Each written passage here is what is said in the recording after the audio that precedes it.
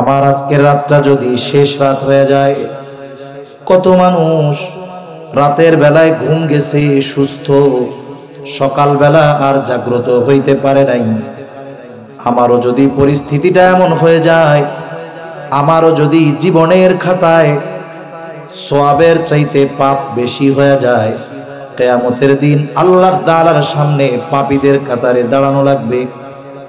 এই চিন্তাটা যদি তার অন্তরের মধ্যে আসে, আশা করা যায় ও তাওবা করবে, আল্লাহর কাছে বলবে, আল্লাহ জীবনে অনেক পাপ করেছি, জানি না আজ রাতটা শেষ রাত কিনা, আপনি আমারে খালেস তওবা করতেছি, মাফ করে দেন। সে যদি খালেস তওবা করে, আশা করা যায় আল্লাহ রাব্বুল আলামিন তার তওবা কবুল করবে। আল্লাহ না করুন, ওই ব্যক্তি যদি ওই রাতের বেলা মারা যায়, আশা করা যায় কিয়ামতের দিন নিষ্পাপ অবস্থায় আল্লাহর সামনে দণ্ডায়মান হবে। ওয়াযাক্কির ফাইন্নায যিকরা তানফাউল মুমিনিন। আল্লাহ রাব্বুল আলামিন বলেন, আপনি বারবার উপদেশ দেন, ওয়াজ করেন, নসিহত করেন।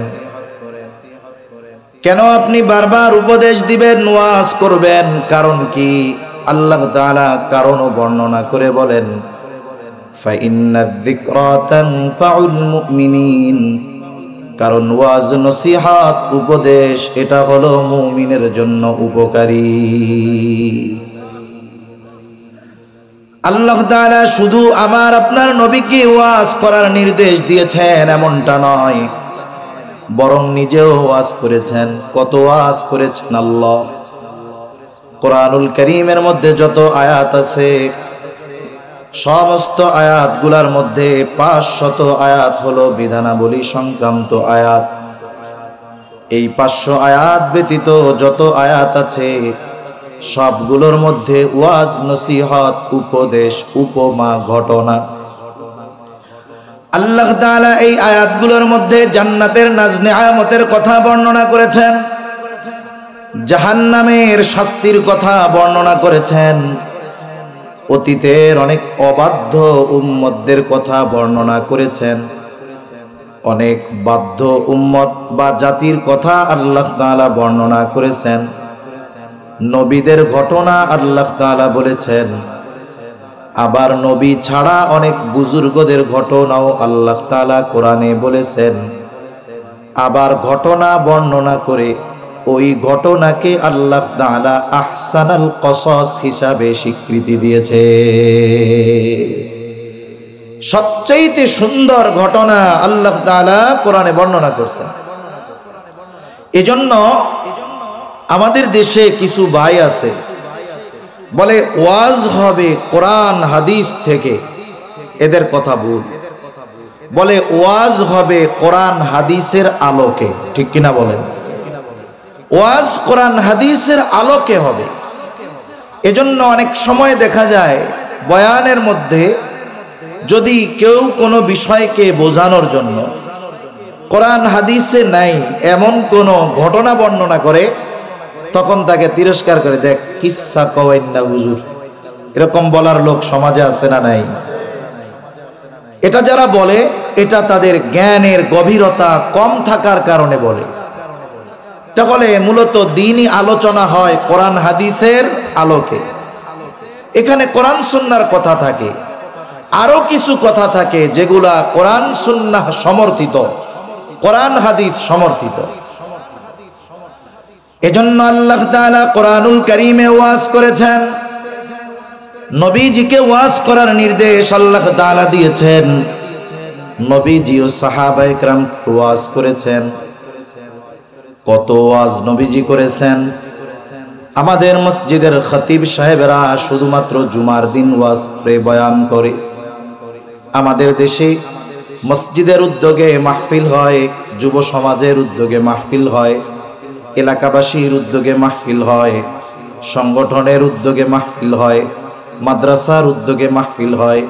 বছরে হয়তো একবার, কোন জায়গায় হয়তো 2 বার। কিন্তু নবীজি ওয়াজ কত বেশি করতেন সাহাবায়ে কেরামকে। বলে প্রতি নামাজের পরে নবীজির যদি কোনো কাজ না থাকতো, ব্যস্ততা না থাকতো, আর নবীজি যদি মদিনায় থাকতেন, প্রত্যেক নামাজের পর নবীজি সাহাবায়ে কেরামকে সামনে নিয়ে ওয়াজ করতে। শুধু তাই না, কোথাও পথ চলতেছেন, সাথে সাহাবায়ে কেরাম আছে, নবীজি ওয়াজ করতেন। আবার অনেক সময় আমাদের অনেকের মধ্যে এমন একটা বিষয় কাজ করে যে শ্রোতা কম হলে ওয়াজ উঠে না, ওয়াজ জমে না। কিন্তু বাস্তবতা, চট্টগ্রামে জীবনের অনেক সময় কাটানোর কারণে দেখেছি শাইখুল ইসলাম আল্লামা শাহ আহমদ শফি রহমাতুল্লাহি আলাইহি যখন মাদ্রাসার আশেপাশে কোনো জায়গায় ওয়াজ মাহফিল হইতো, হুজুর বলতেন আমাকে বয়ান দিবা আসরের পর। আমাদের গ্রাম অঞ্চলে একটা কথা বলে, বাড়ির গোশ ডাইলের মতো। কি বলে? বাড়ির গোশ ডাইলের মতো। এখন হাটহাজারীর মুয়াজ্জিম সাহেব মাদ্রাসার পাশে বয়ান করবে, মনে করেন মাদ্রাসার ছাত্ররা যায় নাই, বা এমন দূরত্ব সেখানে মাদ্রাসার ছাত্ররা যাবে না, দেখা যায় তো 30, 40, 50 জন সামনে বসে বয়ান শুনতেছে। কিন্তু হযরত এই অল্প শ্রোতা হওয়ার কারণে ওয়াজটা যে গুরুত্ব কম দিয়ে করতেন তা না, বরং হযরত আরো মনে করতেন যে এই সময়ে লোকজন এত ব্যস্ত, এই মানুষগুলো ব্যস্ততা ফালায়া আমার কথা শুনতে আসছে, তার মানে এরা এক একটা 100 জনের চাইতেও বেশি। নবীজি এমন হয়তো নবীজির সাথে একজন, নবীজি ওই একজনকে ওয়াজ করতেন। হাদিস বর্ণনার আলোকে এ কথা বোঝা যায়, নবীজির অনেক হাদিস আছে যে নবীজি যখন এই হাদিস বর্ণনা করতেছেন বা ওয়াজ করতেছেন, তখন নবীজির সাথে মাত্র একজন সাহাবী ছিল। শ্রোতা একজন থাকলেও নবীজি কি করতেন? ওয়াজ করতেন। আমি যে হাদিসখানা আপনাদের খেদমতে পাঠ করেছি, এই হাদিসের বর্ণনার ভঙ্গিতে এটাই মনে হয় যে এই হাদিস যখন নবীজি বর্ণনা করতেছেন, তখন নবীজির সাথে বর্ণনাকারী সাহাবী একাই ছিলেন। عن أبي ذر رضي الله تعالى عنه قال, আবু যর রাদিয়াল্লাহু তাআলা আনহু থেকে বর্ণিত, তিনি বলেন, قال لي رسول الله صلى الله عليه وسلم, রাসূলুল্লাহ সাল্লাল্লাহু আলাইহি ওয়াসাল্লাম আমাকে বলেছেন। এর দ্বারা বোঝা যায় নবীর সাথে হযরত আবু যর একাই ছিলেন। এর পরের কথার দ্বারা বিষয়টা আরেকটু পরিষ্কার হয়ে যায়। নবীজি নির্দিষ্ট করে আবু যর রাদিয়াল্লাহু তাআলা আনহুকে ডেকে বলেন, ইয়া আবা যর, হে আবু যর। এরপরে নবীজি বলতেছেন, হে আবু যর, ইত্তাকিল্লাহা হাইথুমা কুনতা ওয়া আতবি'is সাইয়্যাতাল হাসানাতা তামহুহা ওয়া খালিকিন নাসা বিখুলুকিন হাসানিন। নবীজি আবু যর রাদিয়াল্লাহু তাআলা আনহুকে ডাক দিয়ে 3টা উপদেশ দিয়েছেন। কয়টা উপদেশ? মানে 3টা ছোট ছোট ওয়াজ করেছেন। আজকে আবু যর রাদিয়াল্লাহু তাআলা আনহুকে করা নবীজির এই ওয়াজগুলো সম্পর্কে আমরা একটু মুযাকারা করব। সাথে সাথে প্রত্যেকে এই বিষয়ে দৃঢ় প্রত্যয়ী হব যে শুধুমাত্র এই কথাগুলো আমরা আলোচনা করব তা নয়, এই কথাগুলোকে আমরা আমাদের জীবনে বাস্তবে পরিণত করব। বলেন ইনশাআল্লাহ। কারা কারা তৈরি আছে একটু হাত উঁচা করেন। নারায়ে তাকবীর, নারায়ে তাকবীর। মাশাআল্লাহ, হাত নামা। পরিণত করবেন তো ইনশাআল্লাহ? ইনশাআল্লাহ কিন্তু অরিজিনালটা বলতে হবে। এখন কিন্তু মানুষ নার বদলে ইনশাআল্লাহরে ব্যবহার করে। মনে করেন একজন পরিচিত মানুষ, তার কাছে আপনি বললেন, ভাই আমার এই কাজটা আপনি তো কইরা দিতে পারবেন, একটু কইরা দিয়েন। আপনার সাথে তার সম্পর্ক ভালো। এখন আপনি চিন্তা করতেছেন মুখের উপরে না বইলা দেই কেমনে, এটা তো একটা খারাপ দেখা যাইব, লোকটাও কষ্ট পাবে। এখন মনে মনে কয়, শব্দ তো একটা আছে, কয় ইনশাআল্লাহ, আল্লাহ চাইলে করব না। তার মানে না বলতে না পাইরা কি কইছে ইনশাআল্লাহ বলছে। যদি নার বদলে ইনশাআল্লাহ বলা হয় এর দ্বারা কিন্তু ফাঁকি দেওয়া হবে, ধোঁকা দেওয়া হবে। এখন আপনারা কোন ইনশাআল্লাহ কইছেন? অরিজিনালটা কইছেন তো?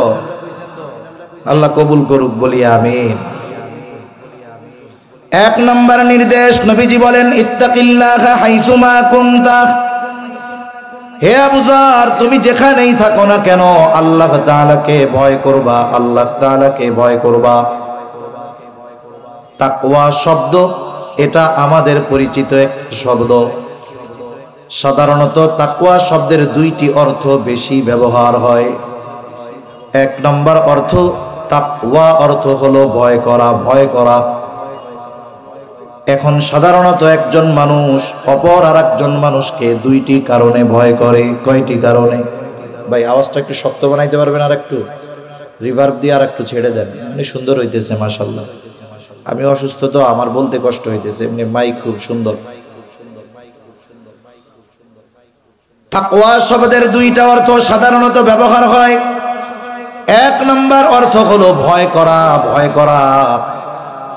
সাধারণত মানুষ অপর মানুষকে দুইটি কারণে ভয় করে। কয়টি কারণে? একটু জবান খুলে জবাব দেন, কয় কারণে? এক নাম্বার ভয় করার কারণ হলো, মানুষ অপর মানুষকে ভয় করার এক নাম্বার কারণ, লোকটা যদি সন্ত্রাসী হয়, লোকটা যদি খারাপ হয়, তাহলে ওই খারাপ মানুষকে সমাজের মানুষ ভয় করে কি করে না? তাহলে এক নাম্বার ভয় করার কারণ হলো লোকটা যদি মন্দ হয়, খারাপির কারণে তাকে ভয় করে। দুই নাম্বার ভয় করে কাকে? বলে সমাজের সম্মানিত মানুষ দেখলে ভয় করে। যেমন মনে করেন আমাদের সমাজে অনেক আহলুল্লাহ আছে, বুজুর্গানে দ্বীন আছে, অনেক বড় বড় আলেম আছে। একটা যুবক সাধারণভাবে অন্যায় করে, অপরাধ করে, কাউকে তোয়াক্কা করে না, কিন্তু দেখা যাবে যখন ওই বুজুর্গ তার সামনে আসবে অথবা সে ওই বুজুর্গকে দেখবে, ওই অবস্থায় সে অন্যায় আর করবে না। বলে কেন করে না? বলে ওই লোকটাকে সে ভয় পায়, এই জন্য করে না। কিন্তু এই ভয় খারাপ হওয়ার কারণে ভয় নয়, বরং এই ভয় ওই ব্যক্তির আজমত সম্মানের দিকে লক্ষ্য রেখে সে ভয় করে। দুই ভয়ের মধ্যে দুইটা জিনিস থাকে। একটা হলো মানুষের খারাপির কারণে যদি ভয় করে, ওই ভয়ের মধ্যে ঘৃণা থাকে। কি থাকে? জোরে বলেন। ঘৃণা থাকে। আর যদি কোনো মানুষ কারো সম্মানের দিকে খেয়াল করে ভয় করে, বলে ওই ভয়ের মধ্যে ভালোবাসা থাকে, ওই ভয়ের মধ্যে মোহাব্বত থাকে।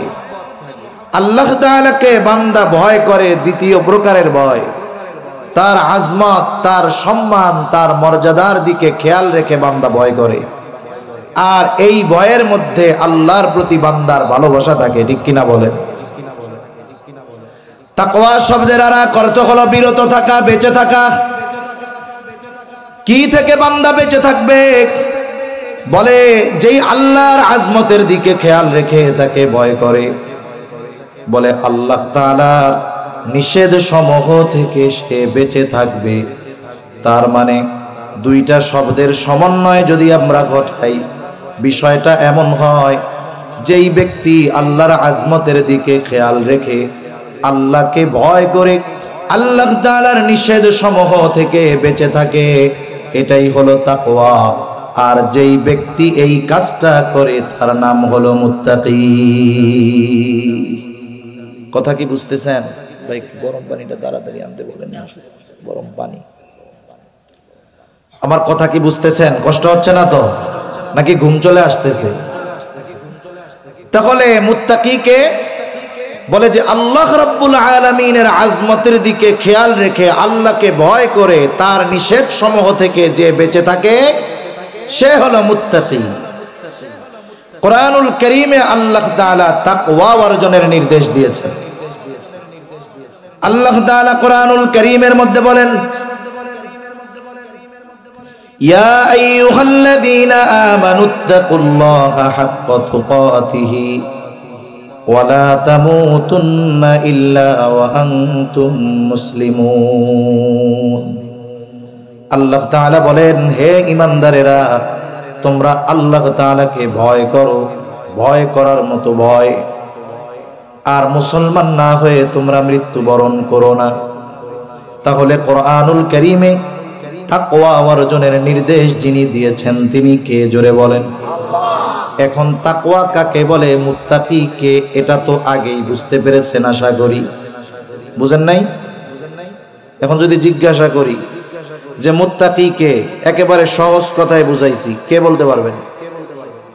কে বলতে পারবেন যে মুত্তাকি কে? একটু আগে কইছি না? বলেন তো মুত্তাকি কে? যে আল্লাহর আজমতের দিকে খেয়াল রেখে আল্লাহকে ভয় করে আল্লাহর নিষেধ থেকে বাঁচে, সে হলো মুত্তাকি। এই মুত্তাকি, এই গুণ অর্জন করার নির্দেশ কে দিয়েছেন? ভাই আসলে বিষয় হলো কি, আমি কই, আমি যখন আলোচনা করি আপনারা যদি একটু বেখেয়াল হন ছুটে যাবে। আর আমি আলোচনা করব পার্ট বাই পার্ট। আপনাকে আমার সামনের কথা বুঝতে হলে পেছনের কথা মনে রাখতে হবে। আমি কিন্তু চোখ বুইজা কানে হাত দিয়ে টান দিতে পারি না, কিন্তু কথা বোঝার জন্য খেয়াল দিয়ে বুঝতে হবে। এখন তো আমার কষ্ট লাগতেছে যে এত সুন্দর করে বুঝাইলাম যে মানুষ মানুষকে দুই কারণে ভয় করে, কোন কোন কারণে তাও বললাম। আমরাও আল্লাহকে ভয় করব, কোন বিষয়টা খেয়াল রেখে ভয় করব তাও বললাম। এখন এই ভয় করার পরে এরপরে কি করব এও বললাম। আর যে আল্লাহর আজমতের দিকে খেয়াল রেখে ভয় করে আল্লাহর নিষেধসমূহ থেকে বেঁচে থাকবে সে মুত্তাকি, এই পর্যন্ত যখন বললাম একটা লোক হিম্মত করে কইতে পারলেন না, তো আমার দুঃখ লাগতেছে। বাকি সময়গুলো খেয়াল দিয়ে শুনবেন তো ইনশাআল্লাহ। নাকি আমার কথা বুঝেন না? কোনো সমস্যা হইতেছে? বুঝতে কষ্ট হইতেছে?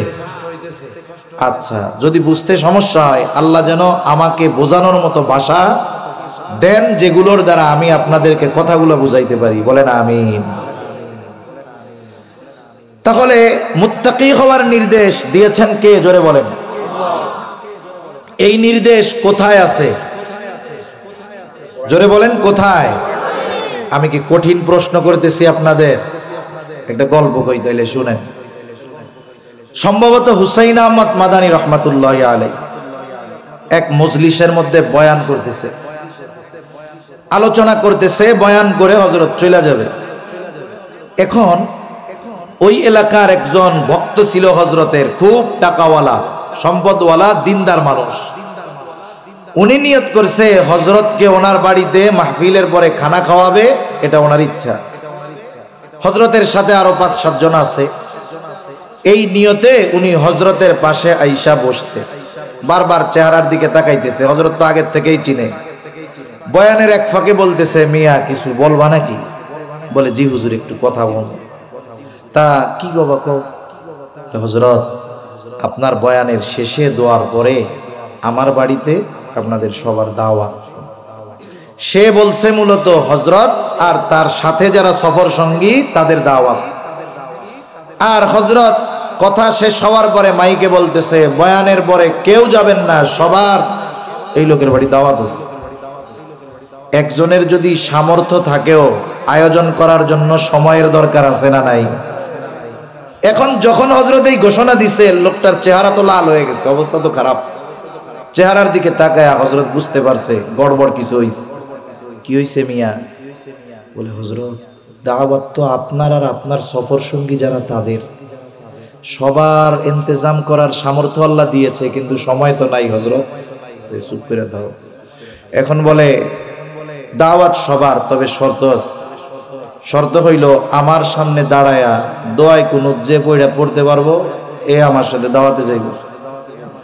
অবস্থা কি জানেন? অনেক হাফেজে কোরআন আছে, নির্ভুল ভাবে তিলাওয়াত করে ফেলে, কিন্তু নামাজে দাঁড়াইলে সূরা ফাতিহা পড়তে ডর লাগে। আর ওনার মতো একজন ব্যক্তির সামনে পড়তে গেলে দেখা যাবে যেই নামাজ দোয়ায় কুনুত প্রতিদিন পড়া হইতেছে এটাও ভুল হয়ে যেতে পারে, ঠিক কিনা বলেন? এখন হুজুর যে প্রশ্ন করছে, এই প্রশ্ন অবস্থার আলোকে জবাব জানা থাকলেও দেওয়ার সাহস কেউ করবে না। তা আমি তো আপনাদের কঠিন কোনো প্রশ্ন জিজ্ঞাসা করব না, সহজ সহজ কথা একটু জবাব দিলে আমারও একটু ভাল লাগবে যে আপনারা মনে হয় কথা বুঝতেছেন, না বুঝলেও একটু জবাব দিয়া বুঝার অভিনয় করেন। আমি তো একটু মেহমান, যাতে আমি বুঝি না ওনারা বুঝতেছে মনে হয়। তো যাই হোক, তাকওয়া অর্জনের নির্দেশ আল্লাহ দিয়েছেন আছে কোথায়? কোরআনে। এই কোরআনুল কারীমের একটা বৈশিষ্ট্য আছে, অনেক বৈশিষ্ট্যের একটি বৈশিষ্ট্য হলো আল্লাহ তাআলা যখন কোরআনুল কারীমে কোনো আদেশ দেন, এই আদেশ শুধু দিয়েই আল্লাহ শেষ করে দেন না, বরং এই আদেশ দেওয়ার পরে ওই আদেশ কর্মে বা আমলে পরিণত করার পদ্ধতিও জানিয়ে দেন কে? এই যে আদেশ কর্মে পরিণত করার পদ্ধতি আল্লাহ জানিয়ে দেন, এটাও সাধারণত দুই পদ্ধতিতে। কয় পদ্ধতিতে?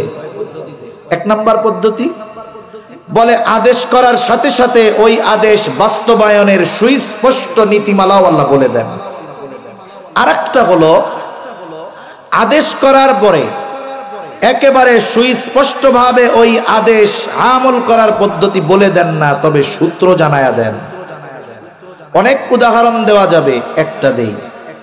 কোরআনুল কারীমে নামাজের নির্দেশ আছে না নাই? আল্লাহ তাআলা কোরআনুল কারীমের মধ্যে বারবার নামাজের কথা বলেছেন। নামাজ হলো এমন এক ইবাদত, বলে ঈমানের পরে সবচাইতে গুরুত্বপূর্ণ ইবাদত হলো নামাজ। নামাজ হলো এমন এক ইবাদত, নবীজি বলেন আউয়ালু মা ইউহাসাবু বিহিল আবদু ইয়াউমাল কিয়ামাতিস সালাহ। নবীজি বলেন কিয়ামতের দিন সর্বপ্রথম নামাজের হিসাব নেওয়া হবে।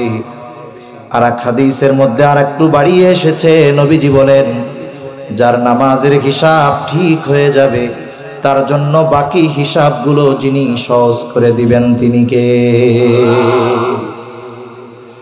এত গুরুত্বপূর্ণ ইবাদত নামাজ, আদেশ আছে কোরআনে, হাদিস বাদ দিয়ে, নবীর সুন্নাহ বাদ দিয়ে, শুধুমাত্র কোরআনুল কারীমটা দিয়ে এই পৃথিবীর সব আলেমদেরকে বলেন যে আপনাদের দায়িত্ব হলো নবীর সুন্নাহর দিকে যাওয়া যাবে না, হাদিসের দিকে যাওয়া যাবে না, সরাসরি এই কোরআন থেকে ফজরের যে 2 রাকাত সুন্নাত, এই সুন্নাত নামাজ পড়ার পদ্ধতি শুধুমাত্র কোরআন থেকে বের করে দেন। আল্লাহর কসম, ওই মানুষগুলোকে যদি কিয়ামত পর্যন্ত হায়াত দিয়ে দেওয়া হয়, নবীর সুন্নাহ নবীর হাদিস বাদ দিয়ে ফজরের 2 রাকাত সুন্নাত পড়ার পদ্ধতি সরাসরি কোরআন থেকে বের করতে পারবে না। এজন্য কোরআন যদি বুঝতে হয় নবীকে লাগে। এজন্যই তো আয়েশা সিদ্দিকাকে যখন জিজ্ঞাসা করেছে নবীজির চরিত্রের ব্যাপারে আমাদেরকে একটু বলেন, আয়েশা সিদ্দিকা কি জবাব দিয়েছে? বলে কানা খুলুকুহুল কোরআন, এই কোরআনই হলো তার চরিত্র। সুবহানাল্লাহ বলে। আমরা কোরআন দেখি লিখিত, আর নবীজি ছিলেন জীবন্ত কোরআন। এখন এই নামাজের আদেশ আল্লাহ তাআলা করেছেন, নামাজ কিভাবে পড়ব নবীজি জানিয়ে দেন, চিন্তার কোনো কারণ নাই। নবীজি বলেন সল্লু কামা রাআইতুমুনি উসাল্লি, আমাকে যেভাবে নামাজ পড়তে দেখো সেভাবে নামাজ পড়ো। আরেকটা উদাহরণ দেই, যেহেতু যেখানে আল্লাহ দিছে, কোরআনুল কারীমের মধ্যে নামাজের যতগুলো ফরজ, এর মধ্যে একটি ফরজ হলো রুকু করা। রুকু করা ফরজ। কোরআনুল কারীমের মধ্যে আল্লাহ তাআলা নির্দেশ দিয়েছেন ওয়ারকাউ মা'আর রাকিঈন, রুকুকারীদের সাথে রুকু করো। নামাজের মধ্যে রুকু করা ফরজ। আল্লাহ আদেশ দিয়েছেন, রুকু শব্দের শাব্দিক অর্থ হলো ঝুঁকা, ঝুঁকা। এখন কথা হলো, বলেন তো নামাজের মধ্যে আমি যদি সোজা হয়ে দাঁড়িয়ে শুধুমাত্র আমার মাথাটাকে নিচের দিকে ঝুঁকিয়ে দেই, বলেন তো এটাকে আমরা আপনারা কেউ রুকু বলে সাব্যস্ত করব নাকি? আমি যদি বলি যে কোরআনে আল্লাহ রুকু করতে বলেছে, রুকু শব্দের অর্থ ঝোঁকা, বলবেন না না না, এটুক ঝুঁকলে রুকু হবে না। তাহলে নামাজের ফরজ রুকু করা, কোরআনে আল্লাহ নির্দেশ দিয়েছেন, কিন্তু ঝুঁকতে হবে কতটুকু কোরআনে নাই। পাবে কোথায়? আল্লাহ ডিরেকশন দিয়ে দিয়েছেন, ওটা আমার নবীর থেকে শিখে নাও। সুবহানাল্লাহ বলেন। তাহলে কোরআনে যখন আল্লাহ তাআলা কোনো বিষয়ের আদেশ করেন, ওই বিষয়ের উপরে আমল করার পদ্ধতিও বলে দেন কে? একটা পদ্ধতি হয় সরাসরি স্পষ্টভাবে, আর একটা হলো স্পষ্টভাবে বলেন না, তবে আমল করার পদ্ধতি কোথায় গেলে পাওয়া যাবে এটা আল্লাহ বলে দেয়।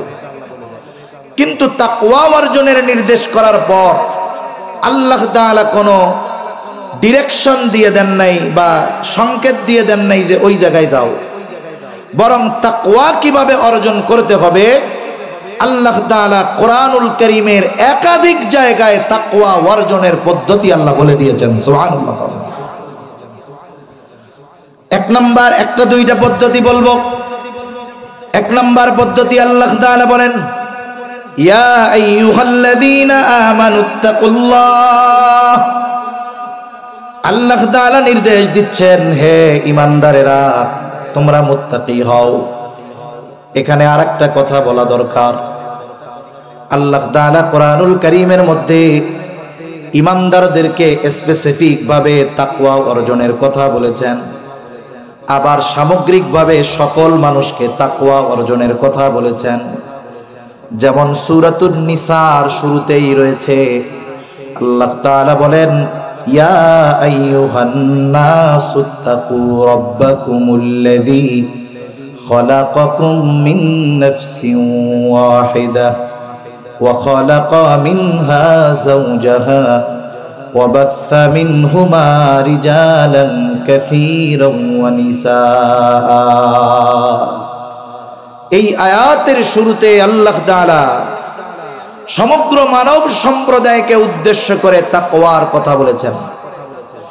এক্ষেত্রে এই বিষয়টা বোঝা যায়, তাকওয়ার একটা সর্বনিম্ন স্তর আছে আর একটা সর্বোচ্চ স্তর আছে।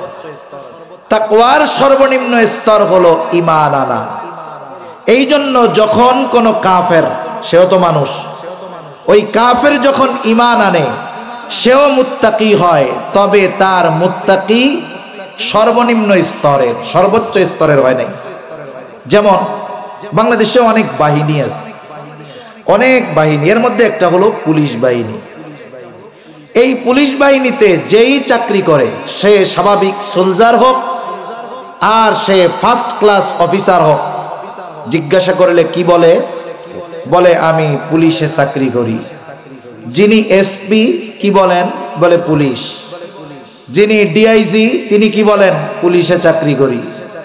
থানার সামনে যিনি একটা লাঠি নিয়ে দাঁড়ায় থাকেন, জীবনে থানার ভেতরে ডিউটি করার সৌভাগ্য ওনার হয় না, ওই ব্যক্তিও পুলিশ। আর পুলিশ প্রধান সেও পুলিশ। বলেন তো দুই পুলিশের মধ্যে তফাৎ আছে না নাই? কত তফাৎ? অনেক তফাৎ, রাত দিনের তফাৎ।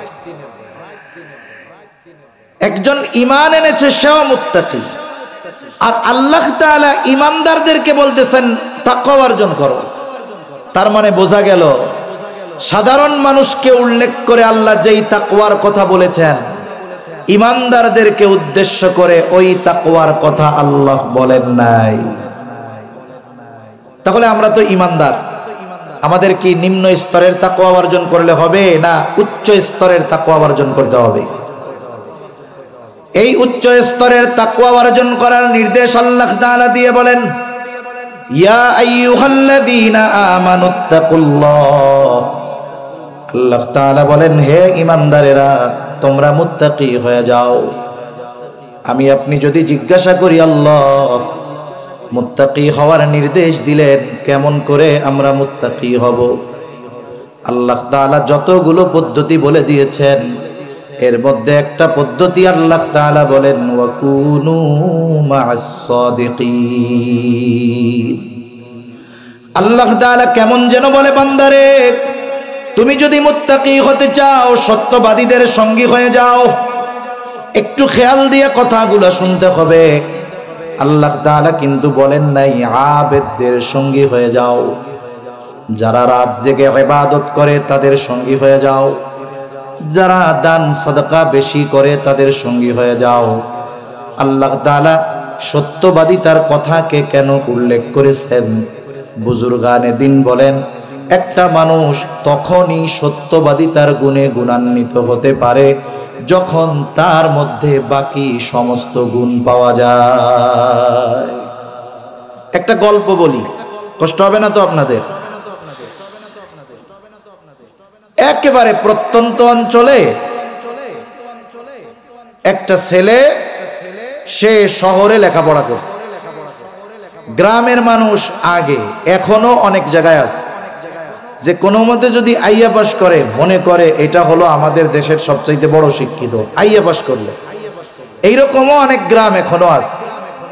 এখন ওই প্রত্যন্ত অঞ্চলের ওই গ্রামের একটা ছেলে শহরে লেখাপড়া করছে, ঢাকা ভার্সিটিতে মাস্টার্স অনার্স মাস্টার্স কমপ্লিট করছে, পিএইচডি করছে, সাথে সাথে বিসিএস ক্যাডারও হয়ে গেছে, বড় সরকারি চাকরি করে, বাংলাদেশের সব লেখাপড়া তার শেষ।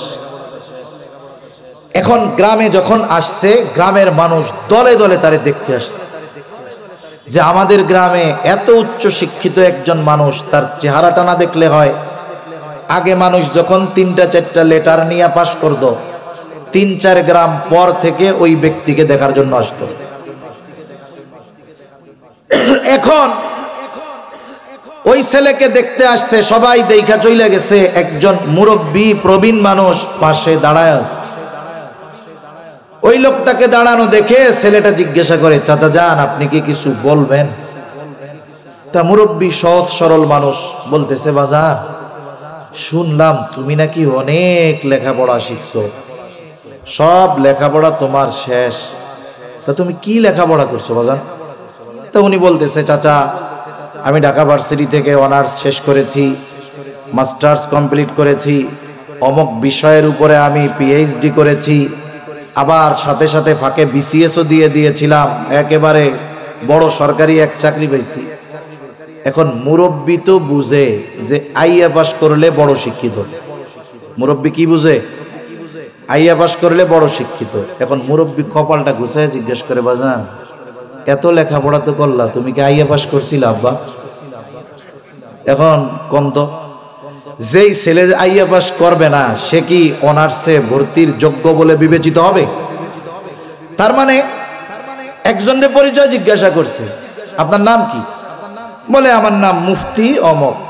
এখন আমি যদি জিজ্ঞাসা করি, ভাই আপনি মুফতি বুঝলাম, আপনি কি মৌলানা হয়েছিলেন? এখন যে মাওলানা হয় নাই, দাওরা দেয় নাই, সে কি মুফতি হইতে পারবে? তার মানে যিনি বলবেন যে আমি মাস্টার্স কমপ্লিট করেছি, তার মানে আগের সব লেখাপড়া উত্তীর্ণ হয়ে এরপরে তিনি ওইখানে পৌঁছিয়েছেন। সাদিকিন, এই সত্যবাদিতার গুণ হলো এমন এক গুণ যার মধ্যে ইবাদতের গুণ থাকবে, যার মধ্যে দান সাদকার গুণ থাকবে, যার মধ্যে ন্যায়পরায়ণতার গুণ থাকবে। সকল গুণের সমন্বয়ে যেখানে বলে ওই ব্যক্তি সাদিকিনদের অন্তর্ভুক্ত। এজন্য আল্লাহ তাআলা বলেন, এই ধরনের মানুষের সঙ্গী হয়ে যাও। 2 নম্বর পদ্ধতি আল্লাহ তাআলা বলেন, ইয়া আইয়ুহাল্লাযীনা আমানুত্তাকুল্লাহ। আল্লাহ তাআলা বলেন, হে ঈমানদারেরা তোমরা মুত্তাকি হও। আমরা যদি জিজ্ঞাসা করি আল্লাহ কেমন করে মুত্তাকি হব, আল্লাহ তাআলা বলেন, ওয়াল তানদুর নাফসুম মা কদ্দামাত লিগাদ। আল্লাহ তাআলা বলেন, তুমি নজর দাও তুমি আগামীর জন্য কি প্রেরণ করেছো। আল্লাহ তাআলা বলতেছেন, মুত্তাকি যদি হতে চাও তুমি নজর দাও আগামীর জন্য কি প্রেরণ করেছো। আগামী মানে ফিউচার, মানে ভবিষ্যৎ। সাধারণত ভবিষ্যৎ আমাদের জন্য 2 প্রকারের। কয় প্রকারের? আপনাদের কি কষ্ট হইতেছে? তাকবীর দেন, নারায়ে তাকবীর, নারায়ে তাকবীর। কষ্ট হইলে বলবেন, না বুঝলেও বলবেন, ভালো না লাগলেও বলবেন। সাধারণত আমাদের জন্য ভবিষ্যৎ কয় প্রকারের? জোরে বলেন। 2 প্রকারের। একটা হলো অনিশ্চিত ভবিষ্যৎ, আর একটা হলো সুনিশ্চিত ভবিষ্যৎ। অনিশ্চিত ভবিষ্যৎ কোনটা? বলে এই দুনিয়ার হায়াতের ভবিষ্যৎ হলো অনিশ্চিত। অথচ দেখা যায় আমরা সুনিশ্চিত ভবিষ্যতের চাইতে অনিশ্চিত ভবিষ্যৎ নিয়ে চিন্তিত বেশি। মনে করেন একটা মানুষ সরকারি চাকরি করে, 18 বছর বয়সে চাকরি শুরু করেছে, 62 বছর বয়সে তার চাকরি থেকে রিটায়ার্ড হবে। বলেন তো এই ছেলেটার যেই দিন বেতন চালু হয়ে যায়, গভর্নমেন্ট কি তাকে তার পূর্ণ বেতন দিয়ে দেয়, নাকি তার বেতন থেকে কিছু টাকা কেটে রেখে জমাতে থাকে?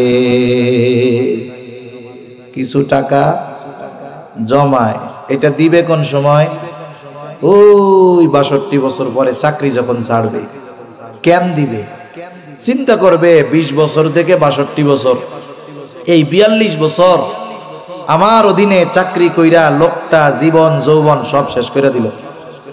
এখন আমার অধীনে 40 বছর থেকে যখন বাড়িতে যাবে 62 বছর বয়স, পরিশ্রম করার মতো শক্তি ক্ষমতা তার আর থাকবে না। তাইলে কিছু কিছু টাকা জমাই, ওরে যখন চাকরি থেকে শেষ হবে বয়স, এই টাকারে দ্বিগুণ কইরা ওরে মোটা অঙ্কের বস্তা বইরা টাকা দিয়া কমু যাও, বাড়িতে গিয়া বইয়া বইয়া খাইবা। সরকার তার বেতন থেকে কিছু টাকা জমায়, ও চিন্তা করে এখন তো সময় আছে, আমিও প্রতি মাসে 3000 কইরা জমাই। কোন নিয়তে? বলে ওই যে চাকরি ছাড়ার পরে আমার যেন কারো কাছে হাত পাততে না হয়, ওই সময় যেন আমি বৈশা বৈশা খাইতে পারি, এই নিয়ত কইরা সরকারও জমায়, ও জমায়। বলেন কিসের চিন্তায়? ভবিষ্যতের চিন্তায়। কিসের চিন্তায়? জোরে কোন। এখন বলেন তো, যেই ভবিষ্যতের চিন্তায় সরকারও চিন্তিত, সেও চিন্তিত, ওই ভবিষ্যৎ পর্যন্ত ওই ব্যক্তি পৌঁছাতে পারবে কিনা এর কোনো নিশ্চয়তা আছে? তাহলে আমরা সবাই বেশি চিন্তিত অনিশ্চিত ভবিষ্যৎ নিয়ে। আল্লাহ তাআলা এখানে আগামী দ্বারা সুনিশ্চিত ভবিষ্যতের কথা বলেছেন। আল্লাহ তাআলা বলেন, ওই সুনিশ্চিত আগামীর জন্য কি জমাইছো, কি প্রেরণ করেছো, ওই দিকে একটু নজর দিও, হিসাব কিতাব কইরো। বুজুর্গানে দ্বীনের ভাষায় একটা শব্দ আছে মুহাসাবা। মুহাসাবা হিসাব করা, জীবনের হিসাব। আপনাদের এই শায়েস্তাবাদ বাজার বড় একটা বাজার, এই বাজারে নিশ্চয়ই 2-4 জন আছে খুব বড় ব্যবসায়ী, আছে না? এরকম অনেক ব্যবসায়ী আছে, হুট করে বড় ব্যবসায়ী হয়ে যায় নাই।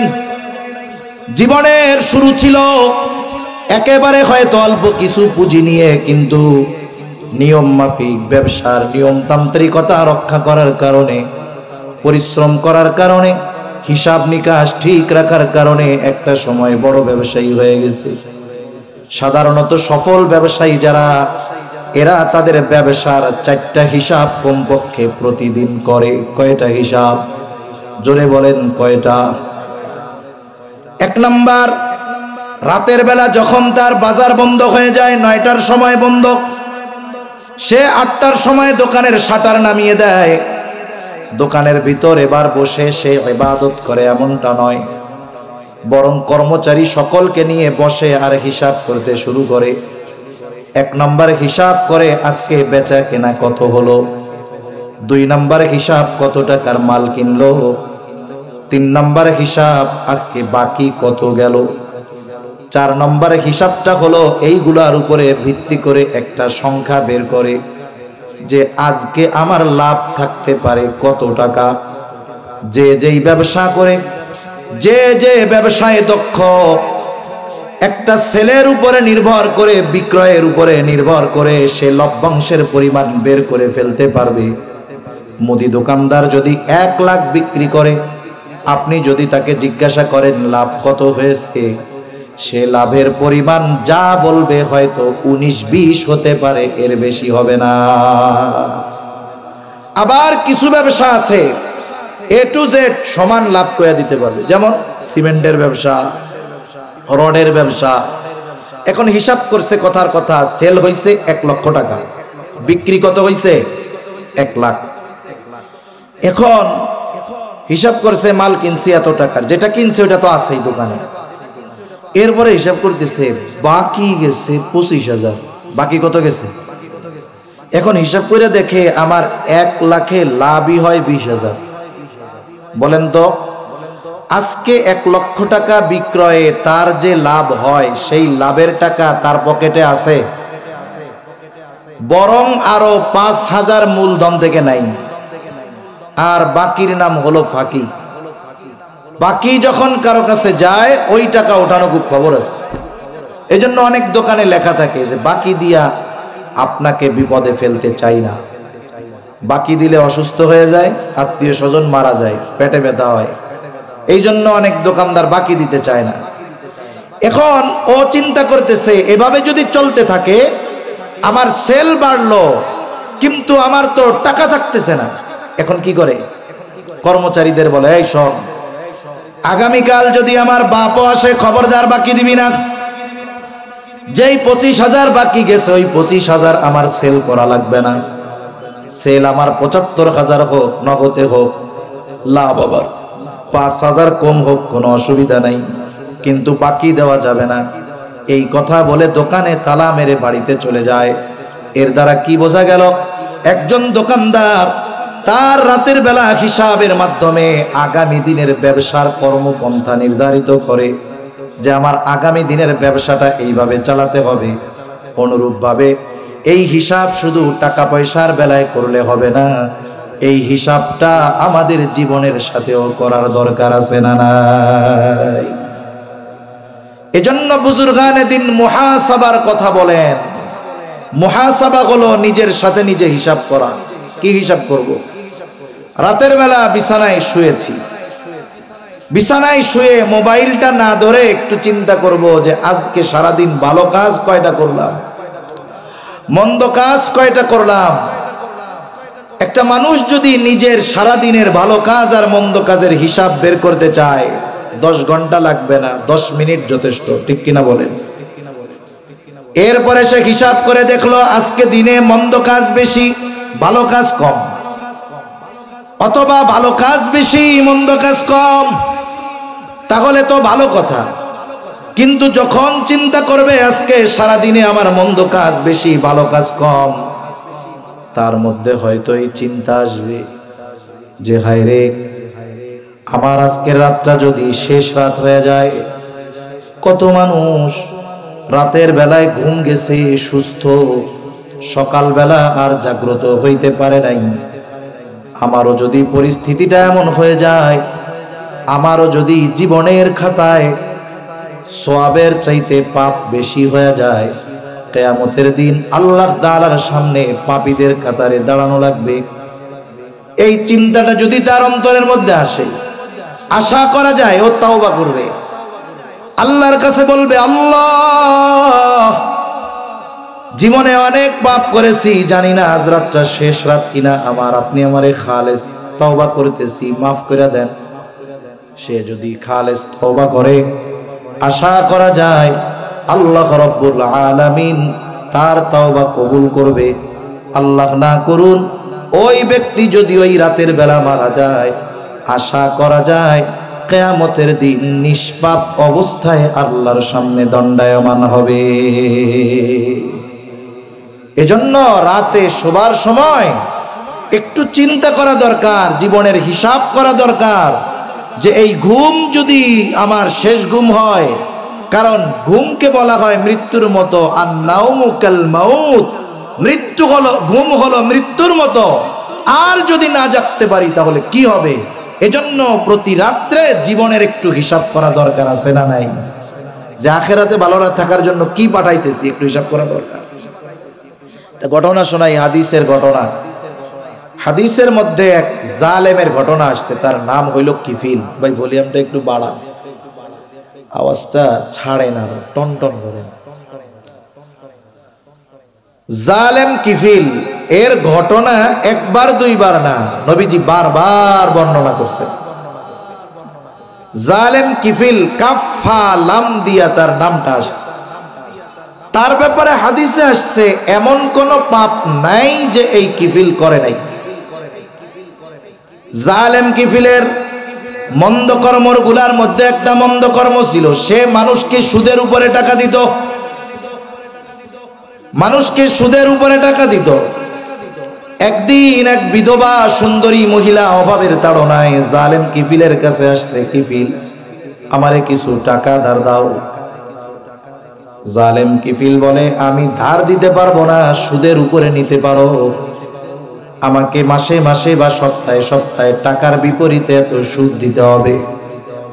মহিলা বলে, কিফিল, সুদ দেওয়ার যদি সামর্থ্য আমার থাকতো তাইলে তো তোমার কাছে টাকা চাইতে আসতাম না। কিফিল যখন এই কথা বলছে, মহিলা বলে, কিফিল সাহায্য করো না। এইবার কিফিল শয়তানে তারা ওয়াসওয়াসা দিছে। মহিলার দিকে তাকায় দেখে মহিলার চেহারা সুন্দর। এইবার কিফিল মহিলাকে কুপ্রস্তাব দিয়া বসছে, বলে, শোনো, তুমি যদি সুদের টাকা না দিতে পারো, এই শর্তে তোমাকে আমি টাকা দিতে পারি যে তুমি আমার সাথে অমুক দিন গোপনে জেনায় লিপ্ত হবা, মিলিত হবা।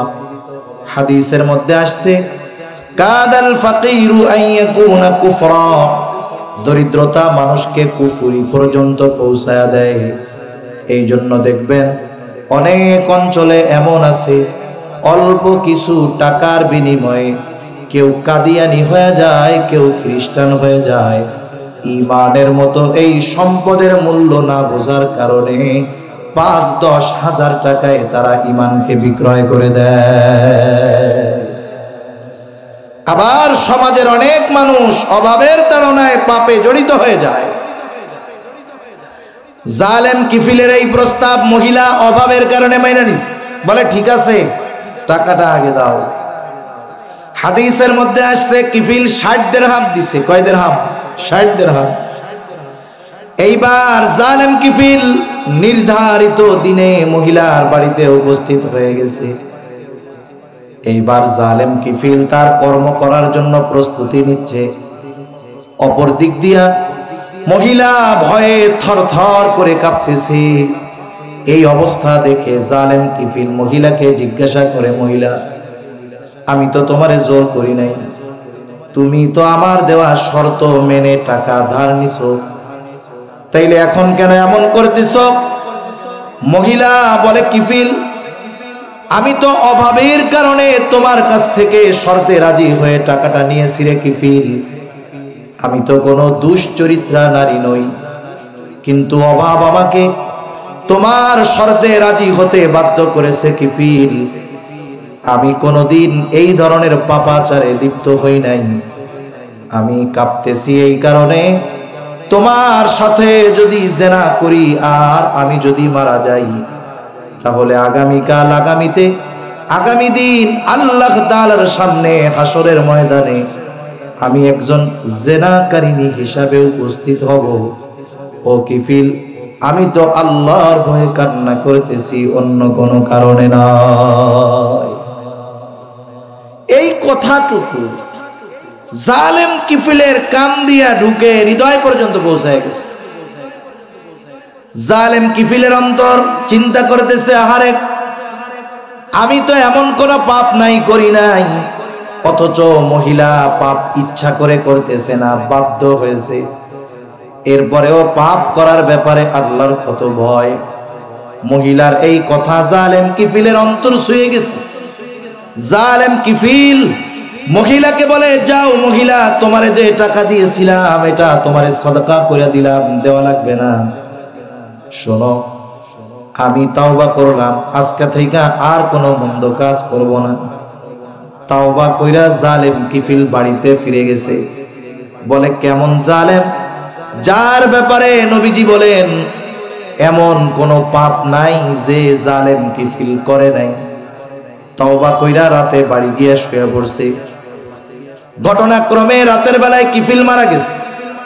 স্বাভাবিকভাবে জালেম যদি মারা যায়, মানুষ অনেক সময় অনেক মানুষের মৃত্যুতে ইন্না লিল্লাহ কয় না, আলহামদুলিল্লাহ বলে, ঠিক কিনা বলেন? আমরা তো অতীতে অনেক সময় ফেসবুকের মধ্যে দেখতাম, বলে অমুক দলের একজন রোড অ্যাক্সিডেন্ট কইরা মরছে, কমেন্টস আসছে ৫,০০০, এর মধ্যে ৫,৫০০-এর বেশি হইল আলহামদুলিল্লাহ, যে এটা মরছে এতে মানুষ আরো খুশি হয়েছে। মানুষেরাও আনন্দ করে যে জালেম কিফিল মরছে, ভালো হইছে, ভালো হইছে। কিন্তু জালেম কিফিলের এই তাওবার খবর দুনিয়ার কেউ না জানলেও যিনি জানেন তিনি কে? জোরে বলেন না কে? অপর দিক দিয়ে আল্লাহ তাআলা ওই সময়ের যিনি পয়গম্বর তারে জানায়া দিছে, শোনো কিফিলকে আল্লাহর দুশমন বইল না, কিফিল তওবা করেছে, আমি আল্লাহ কিফিলের তওবা কবুল করে নিয়েছি। কিফিল আর আল্লাহর দুশমন নয়, কিফিলকে আমি আমার বন্ধুদের তালিকায় অন্তর্ভুক্ত করে নিয়েছি। একটু কারণ হয়ে গেছে, যেই আল্লাহ ওই রকম জালেমকে মাফ করতে পারে সেই আল্লাহ আছে না নাই? আর আমরা তো যার উম্মত, আল্লাহ তাআলা শেষ নবীর উম্মতদেরকে মাফ করার জন্য প্রস্তুত, শুধু আমাদের মাফ চাইতে দেরি, ঠিক কিনা বলে? এজন্য সম্মানিত উপস্থিতি, আমাদের মুত্তাকি হতে হবে। মুত্তাকি হওয়ার জন্য কি করণীয়? আল্লাহ তাআলার যেই নির্দেশ তার থেকে দুইটা কথা বলেছি। একটা হলো সত্যবাদীদের সঙ্গী হতে হবে, 2 নাম্বার বলে নিজের জীবনের হিসাব করতে হবে, যে আমি আগামীর জন্য ব্যাংকে কি জমাচ্ছি তা নয়, বরং সুনিশ্চিত আগামী তথা পরকালে ভালো থাকার জন্য আমি কি পাঠাচ্ছি এটার হিসাব আমাদের প্রতিনিয়ত করার দরকার আছে না নাই? তাহলে রাসূল সাল্লাল্লাহু আলাইহি ওয়াসাল্লাম আবু যর রাদিয়াল্লাহু তাআলা আনহুকে 3টা নসিহতের প্রথম নসিহত কি বলে? যেখানেই থাকো না কেন ভয় করবা কাকে? আচ্ছা বলেন তো, এই পৃথিবীর কি এমন কোন জায়গা আছে নাকি আমি আপনি যেই জায়গায় গিয়ে পাপ করলে আল্লাহ দেখবে না? এমন কোন জায়গা আছে? আল্লাহ সব জায়গায় দেখে না? আমাদের বাহিরেও দেখে, অন্তরের ভিতরেও কি দেখে। আল্লাহ তাআলা কি বলেন শুনে না, ওয়ালাকাদ খালাকনাল ইনসানা ওয়া না'লামু মা তুওয়াসওয়িসু বিহি নাফসুহু ওয়া নাহনু আকরাবু ইলাইহি মিন হাবলিল ওয়ারিদ।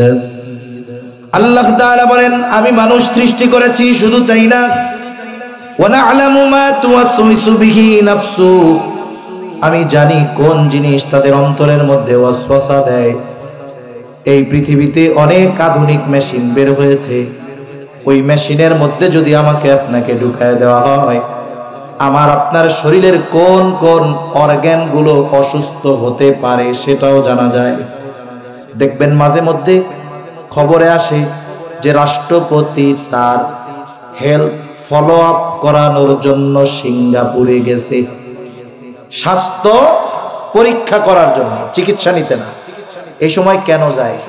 এ সময় গিয়ে মূলত উনি দেখে যে ওনার দেহের গুরুত্বপূর্ণ অর্গানগুলোর কি অবস্থা, কিডনি কত পার্সেন্ট ভালো আছে, ব্রেন কত পার্সেন্ট ভালো আছে, হার্টে কোনো ব্লক ধরা পড়ার সম্ভাবনা আছে কিনা, এগুলো দেখার জন্য যায়, চিকিৎসার জন্য না, ফলো আপ করানোর জন্য। আমাকে আপনাকে মেশিনের মধ্যে ভরে দিলে বের হবে যে আপনার কিডনি এত পার্সেন্ট ভালো, এখনো অসুবিধা নেই, হার্ট ভালো আছে, কোনো সমস্যা নাই, অন্যান্য অর্গান ভালো আছে, অসুবিধা নাই। তাহলে মেশিনে বইরা দিলে মোটামুটি বাকি অঙ্গ প্রত্যঙ্গের অবস্থা জানা যায়। এই পৃথিবীতে এমন কোন মেশিন আছে নাকি যেই মেশিনের মধ্যে ভরে দিলে অন্তরের মধ্যে কি আছে ওইটা প্রিন্ট হয়ে বেরোবে? এরকম কোন মেশিন আছে? অথচ আল্লাহ তাআলা বলেন, আমি তোমাদের অন্তরে কোন জিনিসে ওয়াসওয়াসা দেয় এটাও আমি আল্লাহ জানি। জিজ্ঞাসা যদি করি আল্লাহ কেমনে জানেন? আল্লাহ তাআলা বলেন, ওয়া নাহনু আকরাবু ইলাইহি মিন হাবলিল ওয়ারিদ। আল্লাহ তাআলা বলেন, বান্দা আমি তোমার শাহরগের চাইতে অধিক নিকটে, এই জন্য জানি। বুজুর্গানে দিন বলেন, আমি আপনি আমার আপনার যত কাছে, তার চাইতে আমার আপনার বেশি কাছে যিনি, তিনি কে? হযরত লোকমান নাম শুনছেন? কোরআনুল কারীমে একটা সূরাও আছে, লোকমান হাকীম, প্রজ্ঞাবান একজন ব্যক্তি। আচ্ছা, একটা হলো যেই জায়গায় আমি আপনি জীবনে যাই নাই, প্রথম যাইতেছি, চিনি না, বলেন তো যাওয়ার সময় রাস্তা কাছে মনে হয় না দূরে মনে হয়? আসার সময় এখন আমি যদি এক তরফাভাবে কথা কইতেই থাকি, এখন আমি শেষ করব কোন সময় এটা তো আর আপনারা জানেন না, জানেন না। এই জন্য অনির্দিষ্ট গন্তব্যের দিকে চলা যাবে না। এতে কি হয়? এতে অসুবিধাটা হয় কি, শ্রোতা মনে করে যেমনি শুরু করছে আল্লাহ জানে উনি নাকি অসুস্থ, এখন ঘন্টা পার হয়ে গেছে এখনো ব্রেক মারার নামে খবর নেই। তা ব্রেক কোন সময় মারমু একটু কইয়াই দেই। এখন আমার ঘড়িতে বাজে 11:05। আমার টার্গেট ছিল 11:15 পর্যন্ত। মানুষ বল খেলা হয় না মাঠে, বল খেলা কয় মিনিটে? 90 মিনিটে। 90 মিনিটের পরে কিন্তু কয়েক মিনিট হয়। আমার টাইম হইল 11:15, আমি শেষ করব। ওই যে যদি আর 2, 4, 5 মিনিট সামনে যায়, যাইতেও পারে নাও পারে। এজন্য সর্বসাকল্য ধরেন 15 মিনিট, একটু কষ্ট করে দেখা যাবে ইনশাআল্লাহ। কথা শেষ করে আনতেছি। লোকমান হাকিম, ওনার সময়কাল ছিল দাউদ আলাইহিস সালামের আগে। তা ওই সময় উনি ওনার সন্তানদের কিছু উপদেশ দিয়েছিলেন। উপদেশগুলো দুনিয়ার কেউ না শুনলেও শুনছিলেন কে? আল্লাহ শুনছেন। আল্লাহর কাছে খুব ভালো লাগছে। ওইগুলো আল্লাহ তাআলা, ওনার পরে দাউদ আলাইহিস সালাম আসছে, জবুরে ওই নসিহতগুলো আল্লাহ নাজিল করেন নাই। মুসা আলাইহিস সালামের তাওরাতেও নাজিল করেন নাই। ঈসা আলাইহিস সালামের ইনজিলেও আল্লাহ নাজিল করেন নাই। মুহাম্মদুর রাসূলুল্লাহ সাল্লাল্লাহু আলাইহি ওয়াসাল্লামের কাছে নাজিলকৃত কোরআনে সন্তানদের করা হযরত লোকমানের নসিহতগুলো আল্লাহ নাজিল করেছেন। সুবহানাল্লাহ। এই উপদেশগুলোর মধ্যে একটা উপদেশ হযরত লোকমান তার সন্তানকে বলতেছে, ইয়া বুনাইয়া ইন্নাহা ইন তাকু মিসকালা হাববাতিন মিন খারদালিন ফাতাকুন ফি সখরাতিন আও ফিস সামাওয়াতি আও ফিল আরদ ইয়াতি বিহাল্লাহ। হযরত লোকমান তার সন্তানকে বলে, হে আমার বৎস, ইন্নাহা, এই হা দ্বারা উদ্দেশ্য হলো আমল। মুফাসসিরিনে কেরাম বলেন সেটা হতে পারে নেক আমল, হতে পারে বদ আমল, হোক সেটা ভালো কাজ আর হোক সেটা মন্দ কাজ, স্বাভাবিকভাবে শব্দ তো আমল। হযরত লোকমান বলতেছে, আমার বৎস, তোমার আমলটা, ওই আমলটা, ইয়া বুনাইয়া ইন্নাহা ইন তাকু মিসকালা হাববাতিন মিন খারদাল, যে আমলটা তুমি করেছো, বলে আমলটা কতটুকু? হযরত লোকমান বলেন, আমলটা যদি সরিষা দানা পরিমাণ হয়। আমলটা করছো কোথায়? বলে ফাতাকুম ফি সখরা, যদি তুমি কোনো পাথরের মধ্যে ওই আমলটা করো, আও ফিস সামাওয়াত, যদি আসমানেও করো, আও ফিল আরদ, জমিনেও যদি করো। কতটুকু আমল? সরিষা দানা পরিমাণ। হযরত লোকমান বলে, ইয়াতি বিহাল্লাহ, আল্লাহ তাআলা যেখানেই তুমি ওই সরিষা দানা পরিমাণ আমলটা করো না কেন, সেটাও যিনি হাজির করবেন তিনি কে?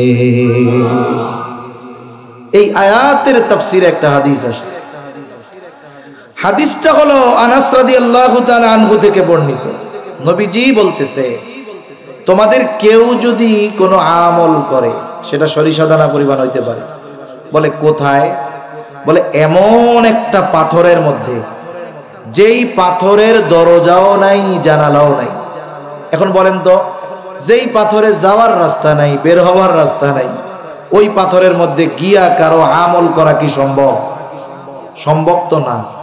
এই অসম্ভবকে যদি কেউ সম্ভব করে ফেলে, ওই পাথরের মধ্যে যদি কোনো আমল করে, ওই আমলটা যদি সরিষা দানা পরিমাণ হয়, কিয়ামতের দিন ওই আমল শুধু নয়, আমল করনেওয়ালা সহ ওই সরিষা দানা পরিমাণ আমলকেও হাজির করবেন কে? আরো জোরে বলেন না কে? এ বিশ্বাস যদি আমাদের অন্তরে থাকে, বলেন তো ওই লোকটা পাপ করতে পারবে নাকি? এই বিশ্বাস আমরা শুনি, কিন্তু আমাদের মধ্যে দৃঢ়তার সাথে এই বিশ্বাস নাই। যদি থাকতো তাহলে আমরা প্রত্যেকেই পরিপূর্ণ মুত্তাকি হয়ে যাইতাম। পাপ করার আগে 100 বার ভাবতাম যে আমার বাবা দেখলে আমার লজ্জা লাগবে। আমি বাবার দেখাকে লজ্জা পাই, পুলিশের দেখাকে ভয় পাই, ওস্তাদের দেখাকে লজ্জা পাই, কিন্তু আল্লাহ তাআলার দেখাকে লজ্জা পাই না, ভয় পাই না।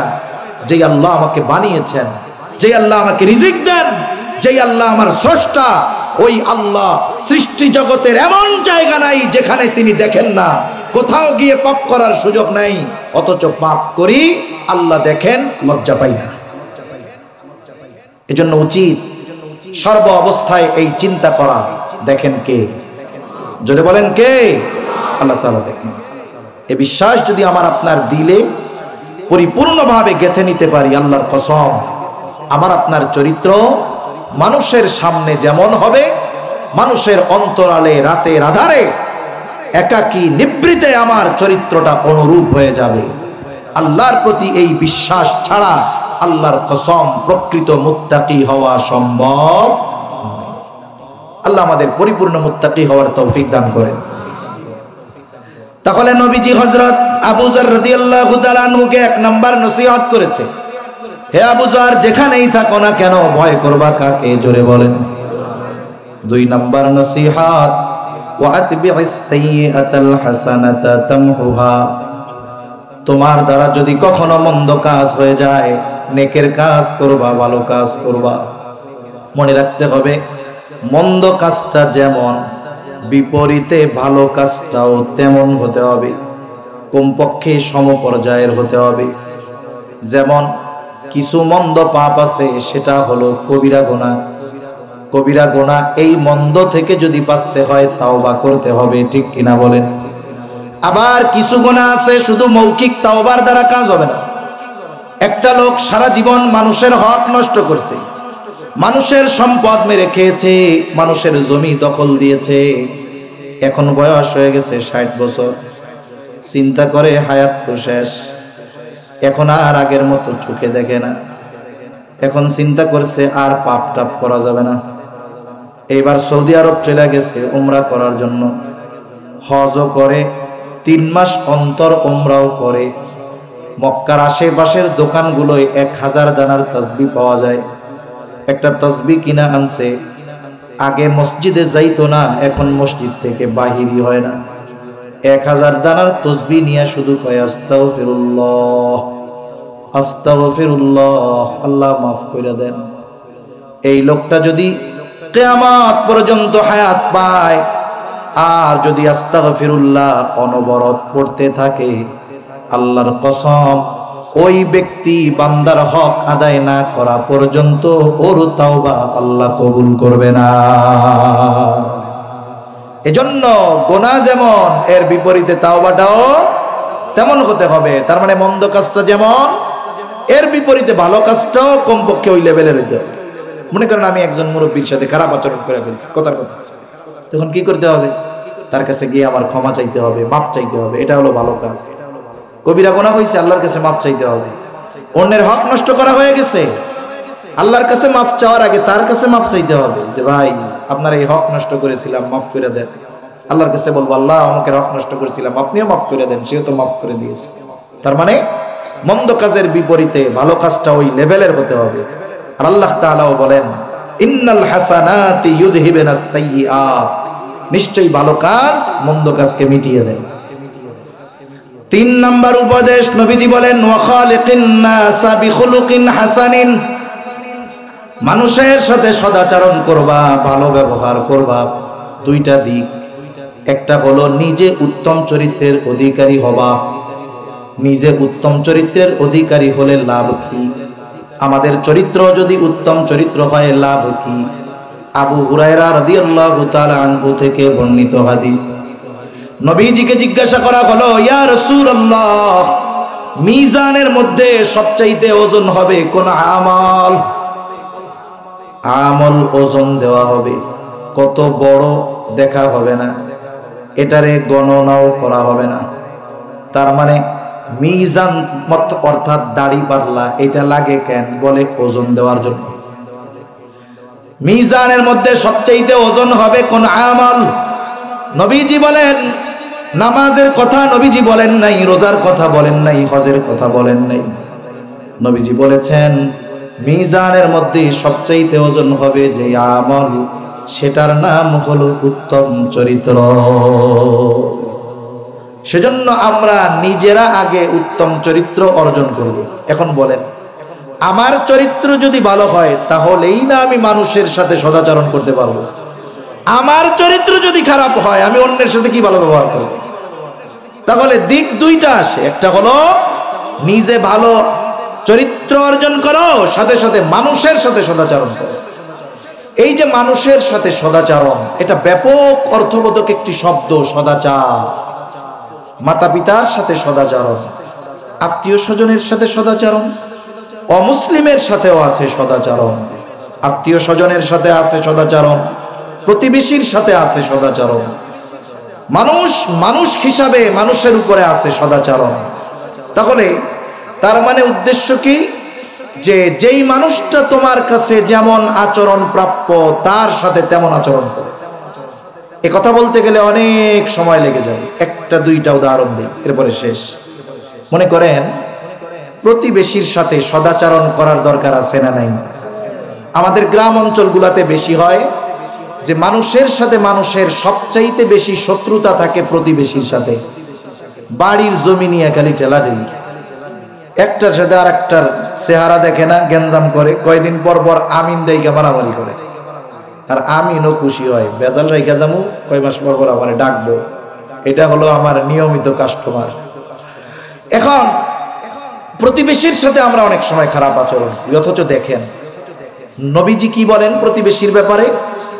নবীজি বলেন, আউসিনি জিবরিলু বিল জার হাত্তা যানানতু আন্নাহু সাইওয়ারিসাহু।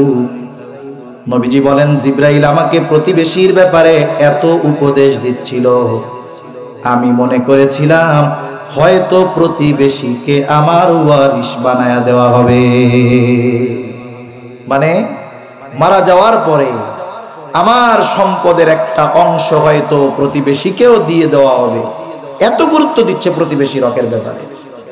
এজন্য প্রতিবেশীর হকের ব্যাপারে নবীজি কঠিন গুরুত্ব আরোপ করেছেন। প্রতিবেশী মুসলিম হোক আর অমুসলিম হোক, সাধারণভাবে প্রতিবেশীর হক আছে। আয়েশা সিদ্দিকা রাদিয়াল্লাহু তাআলা আনহা নবীজিকে জিজ্ঞাসা করতেছে, ইয়া রাসূলুল্লাহ, সবাই বলি সাল্লাল্লাহু আলাইহি ওয়াসাল্লাম, যে আমার দুইজন প্রতিবেশী। কয়জন? দুইজন। একজন মুসলিম আর একজন হইল অমুসলিম। এখন আমি কার সাথে বেশি ভালো ব্যবহার করব, বা কে প্রতিবেশী হিসাবে আমার কাছে বেশি হকদার? এই দুইজনের মধ্য থেকে একজন তো মুসলিম আর একজন কি অমুসলিম। এভাবে ব্যাখ্যা করে দেওয়ার পরেও নবীজি বলেন নাই যে মুসলিম সে তোমার কাছে বেশি হক প্রাপ্ত, বরং নবীজি কি বলছেন? বলে যার দরজা তোমার দরজার বেশি কাছে প্রতিবেশী হিসাবে সে তোমার কাছে বেশি হক প্রাপ্য। সুবহানাল্লাহ। তাহলে চিন্তা করেছেন যে মানুষের কি হক আমাদের কাছে রয়েছে। এজন্য আমরা সব ধরনের মানুষের সাথে সদাচরণ করব, বলেন ইনশাআল্লাহ। সাথে সাথে আমরা যারা বড় আমরা ছোটদের স্নেহ করব, আর যারা ছোট আমরা বড়দের কি করব? শ্রদ্ধা করব। এই হাদিসটা খুব গুরুত্বপূর্ণ হাদিস। এই হাদিসের মধ্যে বুজুর্গানে দিন বলেন মোটামুটি গুরুত্বপূর্ণ সব হকের কথা নবীজি আলোচনা করেছেন। এক নাম্বার আল্লাহর হকের কথা বলছেন, শেষ কথা আর কি আল্লাহর হকের কথা বলেছেন। আল্লাহর হক কি? আল্লাহ তাআলাও বলেন, ওয়াবুদুল্লাহ ওয়ালা তুশরিকু বিহি শাইআ, ইবাদত একমাত্র আল্লাহরই করতে হবে, সাথে সাথে তার সাথে কারো শরীক করা যাবে। এটা কার হক? জোরে বলেন, কার হক? এখন বলেন তো, শুরুতে আমরা মুত্তাকি হওয়ার যে আলোচনা করলাম, ওই গুণ যদি কেউ অর্জন করে মুত্তাকি হয়, সে কি আল্লাহর হক নষ্ট করতে পারে? দুই নাম্বার মানুষের হকের কথা বলা হয়েছে। মানুষের হকের মধ্যে নিজের হকের কথা আগে বলা হয়েছে। নিজের হক কি? বলে নিজের উপরেও জুলুম করা যাবে না। এখন কইতে পারেন যে আমরা কি নিজেরা নিজেদের পিটাই নাকি? বলে না, পিটানোর মাধ্যমেই যে নিজের উপরে জুলুম করা হয় তা না। আমি যখন পাপ করি তখন আমি নিজের উপরে জুলুম করি। মানুষ মানুষের উপরে জুলুম করে কিসের মাধ্যমে? পাপ করার মাধ্যমে, গুনাহ করার মাধ্যমে। এখন বলেন তো, যেই লোকটা ওই কাজ করে, মন্দ কাজ হইলেই ভালো কাজ করে ফেলে, সে কি নিজের উপরে নিজে জুলুম করে? বরং সে নিজের হক নিজে আদায় করে। তিন নাম্বার, মানুষের সাথে সদাচরণ, অন্যান্য মানুষের হক। যেই ব্যক্তি এই হকগুলো আদায় করলো, সে অন্যান্য মানুষের হক আদায় করে ফেললো।